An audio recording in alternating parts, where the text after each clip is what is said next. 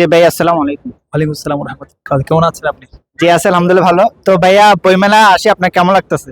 আমার তো সবসময় বইমেলাতে ভালো লাগে। এটা আমাদের প্রাণের একটা তীর্থস্থান। অবশ্যই আমাদের খুব ভালো লাগছে। যেহেতু আমাদের তো তর্জমানের ব্যবস্থাপনায় যে বইগুলো প্রকাশিত হয়, তর্জমান প্রকাশনী, সেই প্রকাশনাটা দেখে আপনার অনুভূতিটা কেমন লাগে?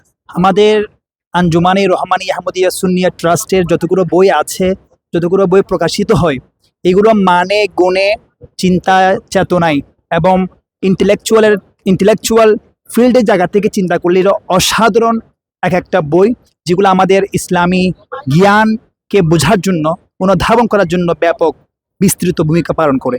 যে তো ভাই, আপনার তো অসংখ্য বেশ কয়েকটা বই আছে, সেই কোনো বই কি বইমেলায় কোথাও দিয়েছেন?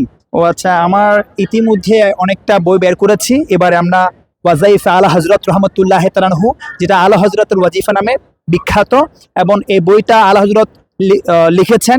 উনি বলেছেন এই বইটা যারা পাঠ করবে নিয়মিত, তারা মুস্তাজাবুদ দাওয়াত, অর্থাৎ আল্লাহ পাক সুবহানাহু ওয়া তাআলাকে যা দোয়া করবে, আল্লাহ সুবহানাহু ওয়া তাআলা তার দোয়াটা কবুল করবে বলে তিনি এই কথাটা বলেছেন, এবং সেটা বাংলা হয়ে আছে। এবং সবচেয়ে বড় বিষয় হচ্ছে, আমাদের হুজুর কাবলা আল্লামা সৈয়দ মোহাম্মদ তুয়াব রহমাতুল্লাহ তাআলা বলেছেন, তাসাব্বুরে শেখ হাসিল করো। তোমরা তাসাব্বুরে শেখ অর্জন করো, সেটা প্র্যাকটিস করো।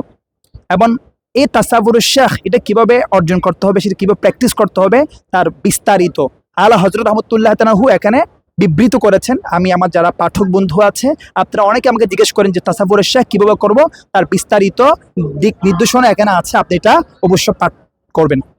জি, অসংখ্য ধন্যবাদ।